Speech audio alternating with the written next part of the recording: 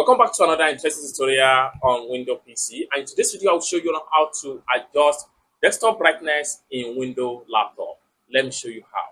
But before we dive into the tutorial, if you find this tutorial useful and you are brand new to this channel, remember click on that subscribe, turn on the notification bell for more useful tutorial like this. So with that being said, let me show you how. So the very first thing you want to do on your Windows PC is to make sure you come down to battery icon right here on your Windows PC.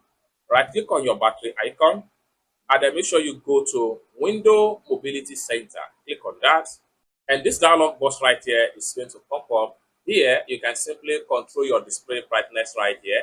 So you can use this particular arrow right here. The more you drag down, the more the brightness is going to reduce.